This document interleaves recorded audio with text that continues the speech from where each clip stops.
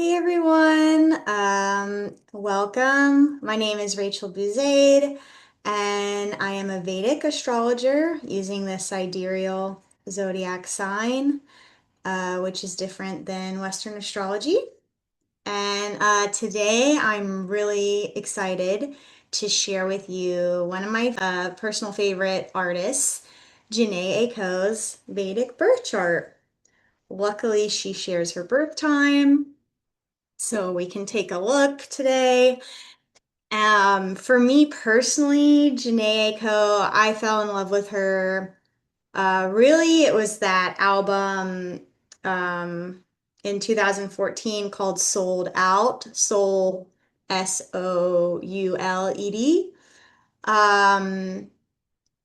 I was like 21 or 22 at the time. I think it was like released in 2014. And I couldn't believe her lyrics and the way she could articulate her feelings, and she shared the depth of her emotions, and she was very spiritual. She was talking about very spiritual themes that most people in mainstream definitely don't talk about. And I was like, this girl is deep. And it really resonated with me, that whole album at the time. Um, and ever since then, I just have this massive like appreciation for her. So, quick little bio.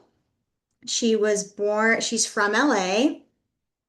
Um, she was born March 16th, 1988, at 11:51 p.m. She was raised in a multicultural household. Her mom is of Japanese, Spanish, and Dominican descent. Her father is of African American, Native American, and German Jewish descent.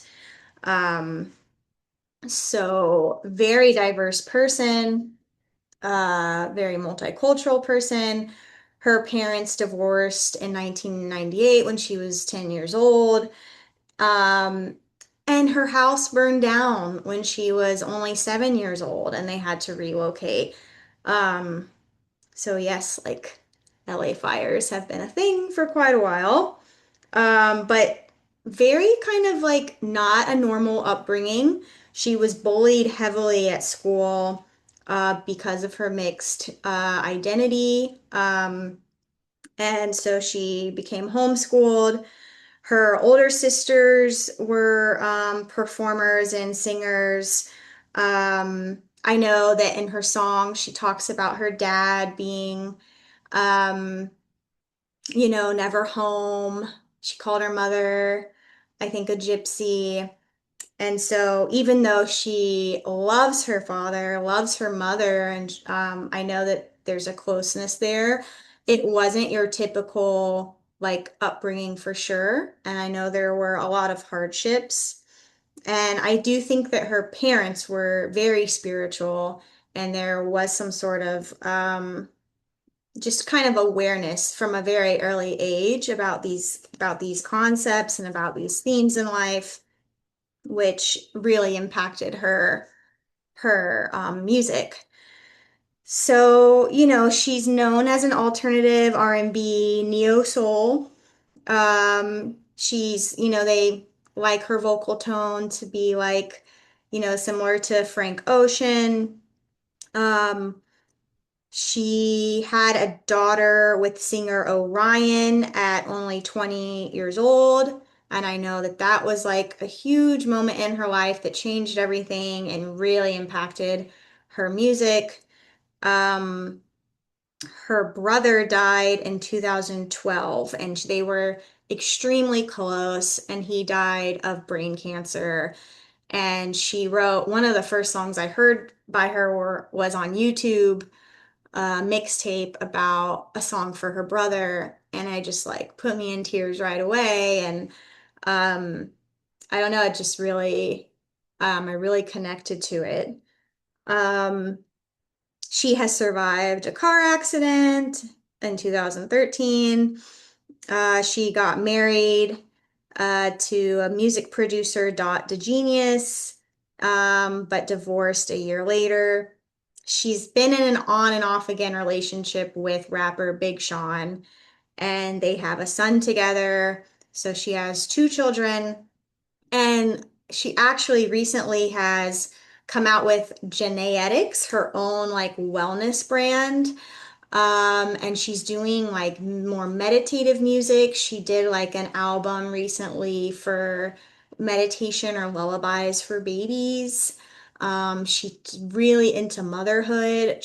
Her children have been hugely a part of her life.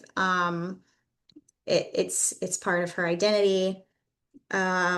So yeah, and she's just always talking about spirituality. It's always in her music. Her brand right now, Genetics, it sells like elixirs and body lotions that are CBD infused. Some have THC blends. So let's look at her chart. So, first of all, she is a Scorpio ascendant. Or you could say that's represented by the number 8 here in her first house. You could also say in Western likes to say it would be a Scorpio rising. Um, it's in the nakshatra Jyeshta, which is ruled by Mercury. Scorpio is ruled by Mars. So right away, Mars and Mercury energy is like a mind that's fiery. These people are quite good at debating, passionate minds. Um, Jyeshta is a very tough nakshatra. In my personal opinion, it's the nakshatra that wants to be the leader and wants to protect others. And sometimes there's a lot of ego issues and a lot of issues around control. I don't know her personally, so I'm not gonna analyze that part of her. I only know, what we can know as outsiders. But her moon is in Aquarius in Purva Bhadrapada Nakshatra here in the fourth house. The fourth house is a moksha house. It is the house of the mother and the home and your inner happiness, your inner security, your heart space.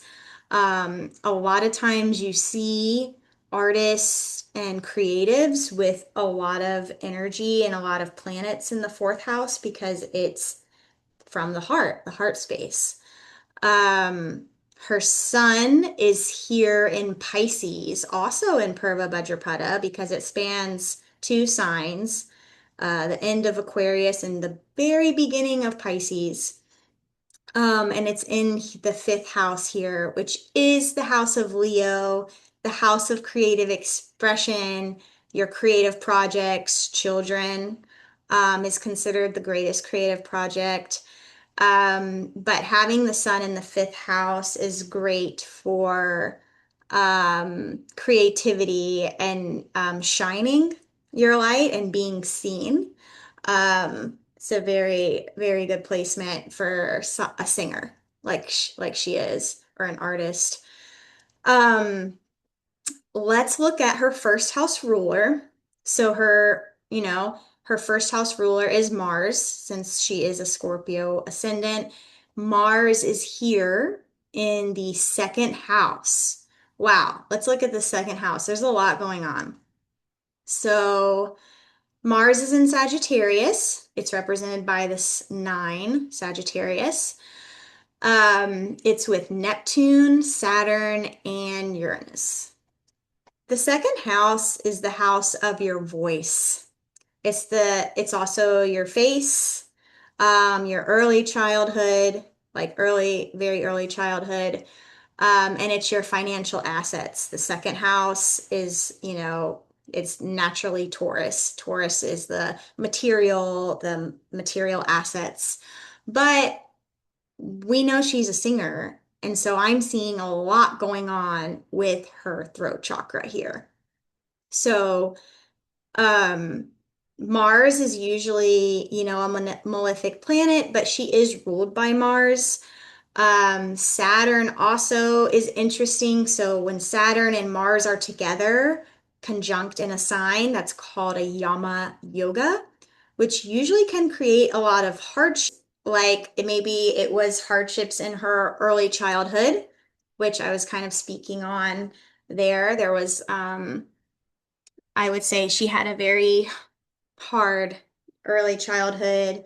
Um, with her house burning down, her parents getting divorced, um, being bullied, heavily bullied. So that doesn't surprise me. Neptune in the second house. Neptune is the higher octave of Venus. Neptune is also illusions, but it's highly mystical, highly creative. And when Neptune is in the second house, it can create someone who has a really good way with words, an ability to express words, to make them beautiful. That she definitely can do. That is one of her talents. Um, it can create like illusions or issues with money.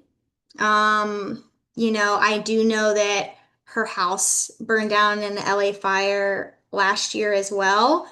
So she's had a lot of like deaths and rebirths, I think, with financial assets, unfortunately. Um, and then she also has Uranus, which when Mars and Uranus are conjunct, it can create sudden accidents. And Mars, they're not tight, but they're still conjunct. And Mars rules her house, her first house, so like her physical body, and her sixth house here in Aries, which is like physical health and diseases, accidents, obstacles, enemies. Um, so that's really interesting as well. The second house is really, there's a lot going on with her voice.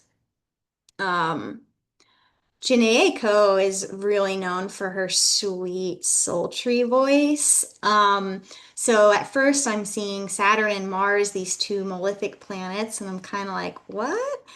But when you take a kind of a deeper look, Mars rules Aries and Scorpio. Aries is here in the sixth house, and you have Jupiter and Venus there, which I'll talk about in a moment.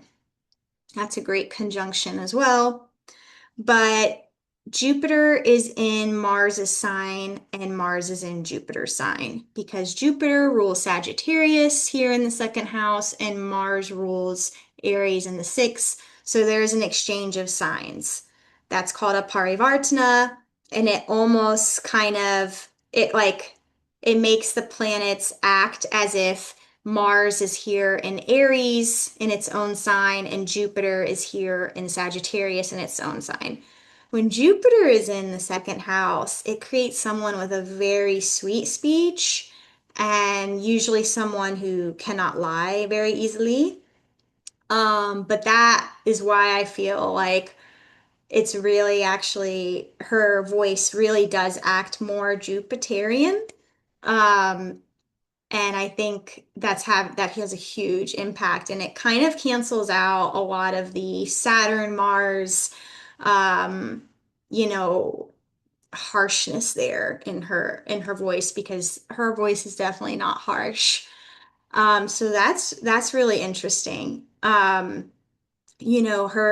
Mars and Neptune are both in Purvashada in Sagittarius, which is ruled by Venus.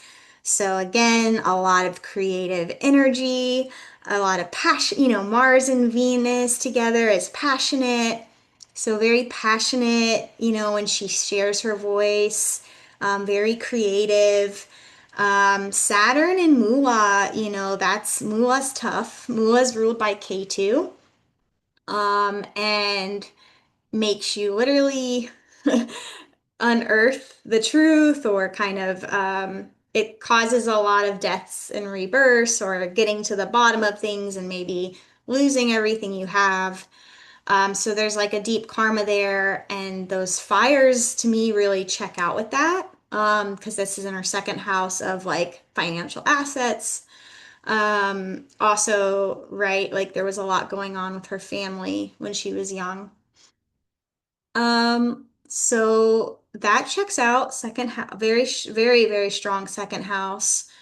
Um, I want to go back to her fourth house here. So, first of all, her fourth house, again, the heart space represents the home, the mother, family, your inner happiness. This is also a moksha house. It causes, personal transformation. It's the fourth house, so naturally that would be Cancer, which is a water sign. So very emotional house. She has Rahu, the North Karmic node here.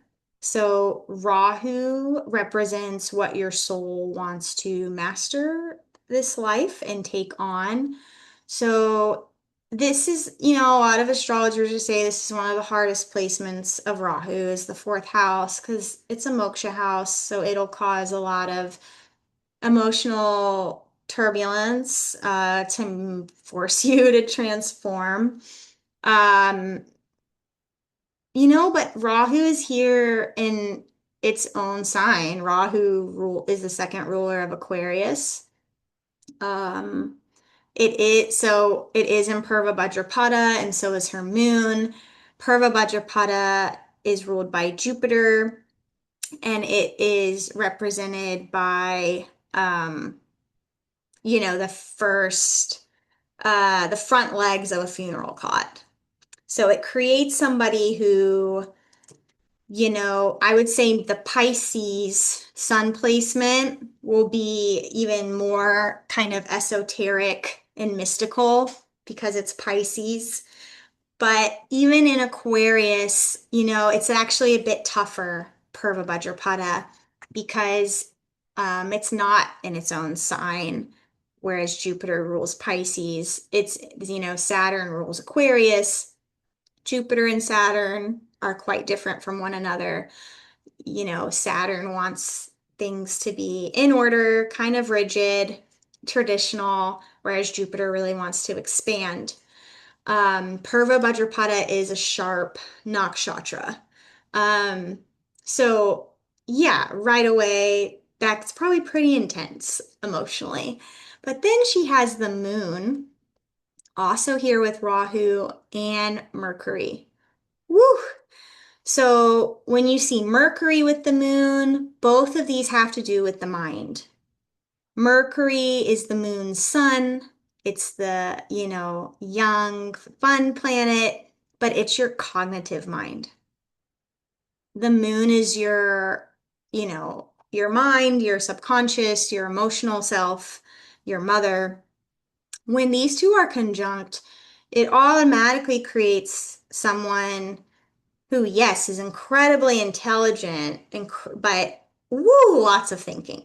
Lots of thinking. There's a tendency to overthink.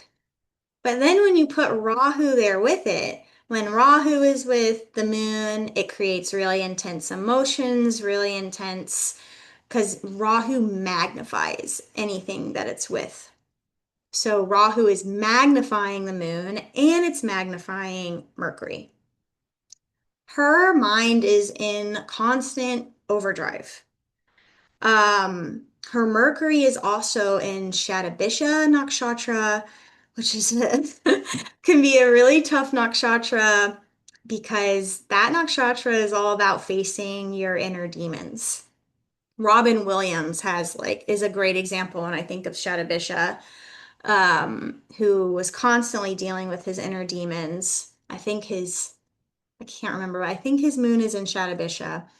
Um, so Mercury, it's already thinking all the time. When it's in Shatabisha, that's just really hard for Mercury. Shatabisha, though, is also known as the healer. It's like the ultimate healer nakshatra.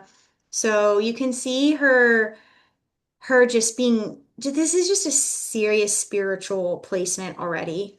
Um, Anytime you see someone with a lot of planets or a lot of connections to anything from Scorpio to Pisces, because that's when the soul really wants to let go of the material and step into the spiritual realm. It's it can create a very spiritual person with a lot of karmic lessons and like hardship to let go of these tendencies. Especially Purva Bhadrapada. It's actually represented by like two faces, one that's looking back into the material realm and another that's looking beyond into that unlimited space, the spiritual realm, the unknown. And a lot of times these people have this hard reckoning their whole life, like which, where they want to be. But they do quite well in the material. You see a lot of successful people with Purva Bhadrapada.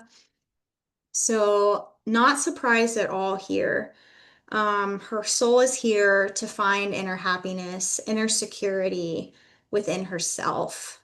Um, K2 here in the 10th shows that she already had like a great career or a great reputation, had a great social standing in past lives. So she's not really here to do something for others. She's really here to find herself and what makes her happy this time.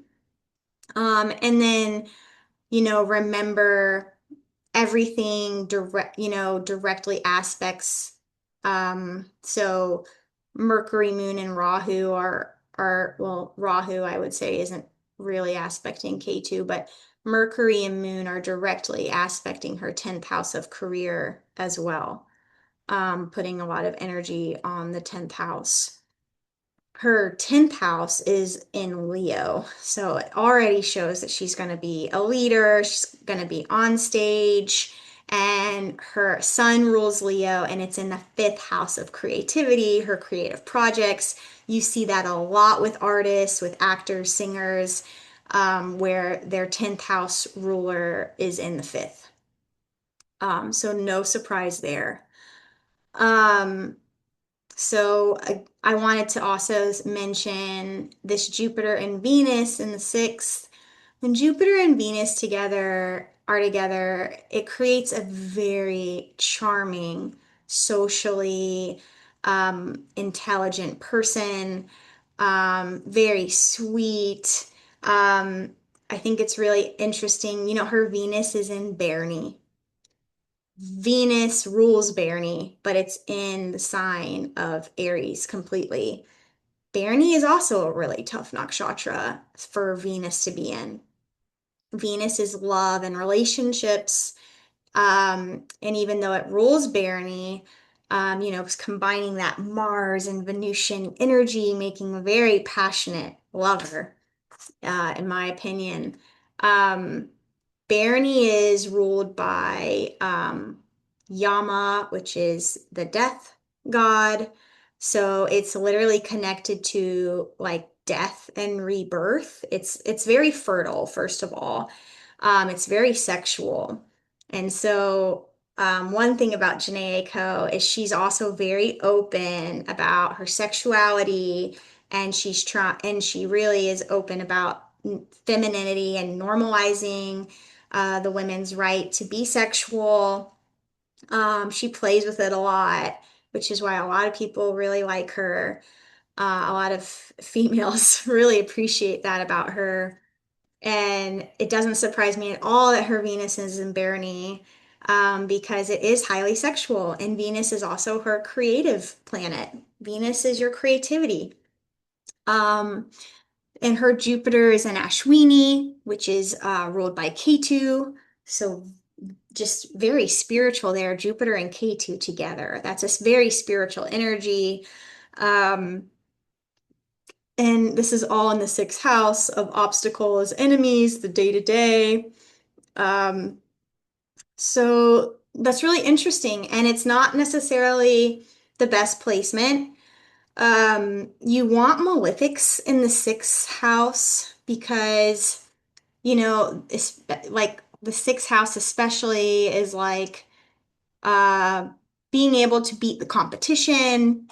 So a lot of times benefics like Jupiter and Venus and Mercury, they don't do as well here because you want the tougher planets to be resilient, to overcome things. So, this is the seventh house here represents the spouse, her one-on-one relationships, business partnerships. A lot of times it's your love relationship.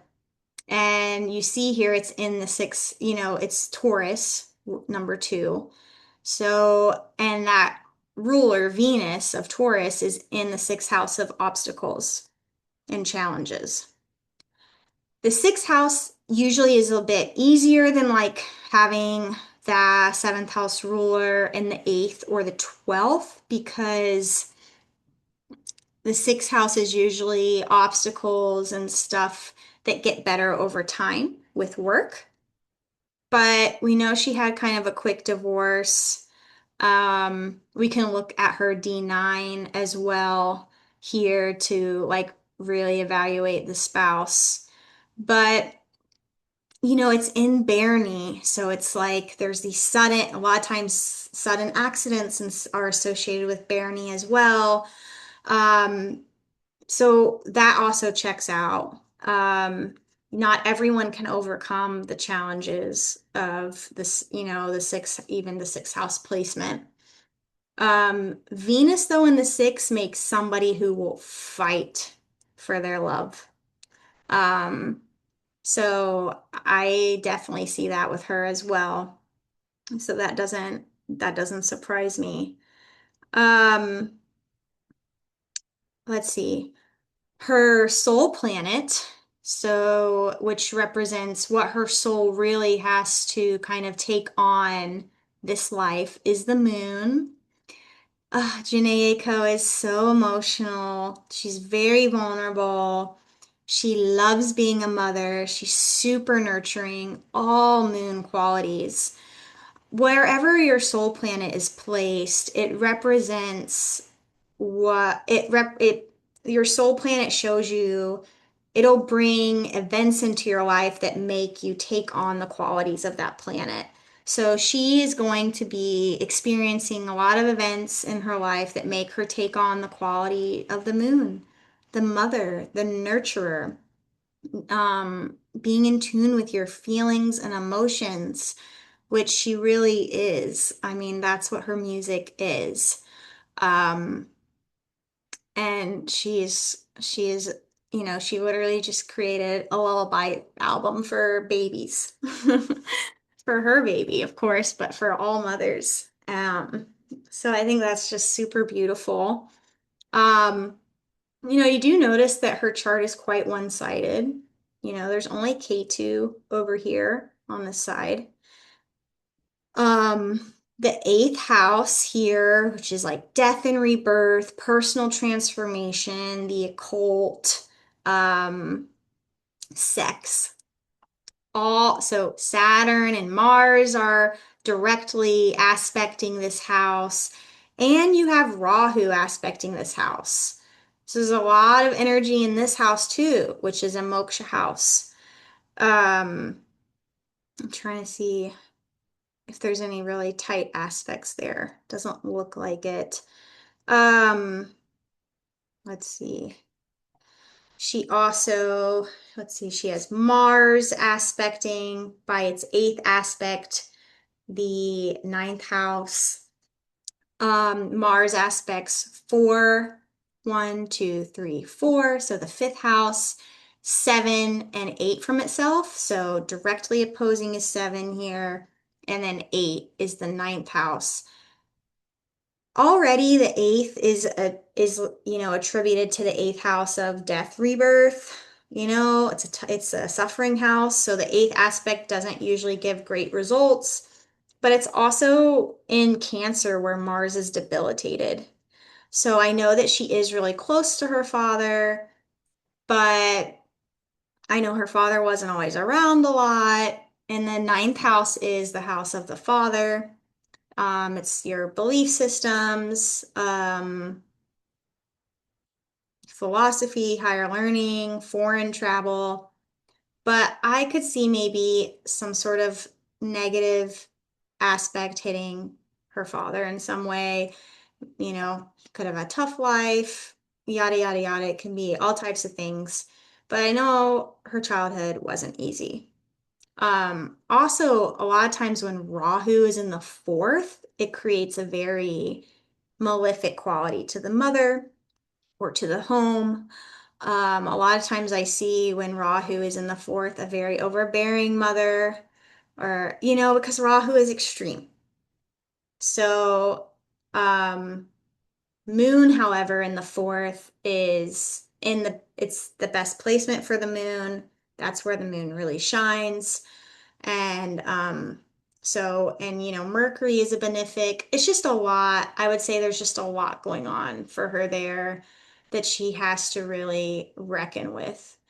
And I think it allows her to be so creative in her music, to really pull from her heart space, which is what she is just so amazing at doing. So, it's quite incredible seeing her chart like that. I did want to just look at her brother's death. Um, Her brother died, let's see, I have it here, on July 19th, 2012. So this was the transits of the planets the day he died. If you look back at her chart, her death planets are the second house and the seventh house. Okay, reveal someone's death planets. So Taurus is ruled by Venus. So Venus, second house is ruled by Jupiter. So Jupiter is two. And then Mars and Saturn as well. Okay. When you look at when you look at the day he died, so imagine, this is Jhene's chart. She's a Scorpio ascendant here. Okay, her death planets are Jupiter and Venus. They're directly opposing Rahu, which is sitting on her ascendant. Anytime Rahu and Ketu are transiting your 1-7 axis, it creates very karmic events to yourself and to your relationships. Um, so that's like kind of strike one. Jupiter and Venus opposing her Rahu here with Ketu. Ketu is loss.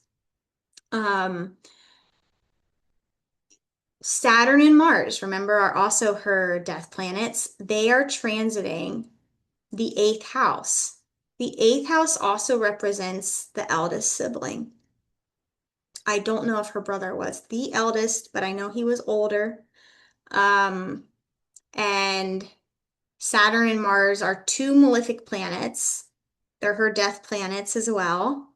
Um, Not a great conjunction, but then you have Uranus directly opposing these two within the same degree as Mars. I don't know if you remember, but Mars and Uranus, when there's a connection, creates sudden accidents. Um, and Mars rules the sixth house of diseases, obstacles, and challenges, and herself. It's in the house of the older brother, ruling the house of like disease. He had brain cancer. I would say that that's a huge trigger for an event to happen like that. So awful. Um, so that's very interesting. And then if you look at her Mahadasha, her life period when he died, let's see, she was in Saturn moon. Okay, again, Saturn is a death planet for her moon. So there was a focus, on the second house of early childhood, family of origin, um, and then the fourth house of the heart, family, the mother. But then Saturn is three, 1, 2, 3 from Moon. Three in Vedic astrology is the siblings. The third house is the sibling house. So that's interesting as well. Um, let's see, where's the moon here when he died? Was in her ninth house. Okay. So a lot of times the moon triggers, it's directly opposing the sibling house. It's on a new moon. It's with the sun. That's a new moon. So yeah, very, very tragic, very awful. And I know that that's just deeply impacted. She has a very spiritual chart. This is not an easy chart. It's going to be one that makes her really transform and evolve. So, not really surprising. She also has K2 aspecting this house. There's just so much going on in the second house as well. Like 1, 2, 3, 4, 5. K2 aspects 5 and 9 from itself. So it also aspects that sixth house as well. And if we wanted to just look at her spouse chart here, if we look at the seventh house, it's in Gemini. Look at what's going on in her spouse house. Rahu, Saturn, Jupiter, and Uranus. Sometimes it's just too much going on. I mean, Rahu creates illusions in the relationship a lot of times. I'm not saying it doesn't work out when you have Rahu in the seventh for everyone, but it can create a lot of obstacles and can make it can be, Rahu is illusion. So sometimes you think someone isn't who you thought they were, and it's revealed to you later on, that type of thing. Saturn is a malefic, very tight with Jupiter here in Ardra. Ardra is a really tough nakshatra represented by the teardrop, causing intense, transformation. It's the storm, destruction, that makes you stronger when you overcome it, but it definitely is a storm. And Uranus, which is sudden changes. The house ruler is Mercury here, so which is in the first house, so it doesn't really tell us much. Like, just means she has her her spouse is very influenced by her. So, but yeah, I know that her and Big Sean still aren't married. A lot of people kind of try to analyze that and are like, why won't he marry her? Blah, blah, blah. We don't know their situation, but I wouldn't say really, I think there's a lot of relationship karma um, for her soul to deal with this life.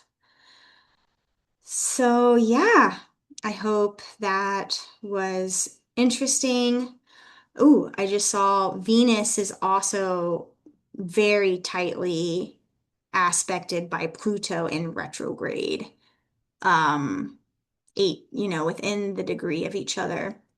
Pluto is very intense, very transformational. It's in the 12th house, also in Libra, which is ruled by Venus.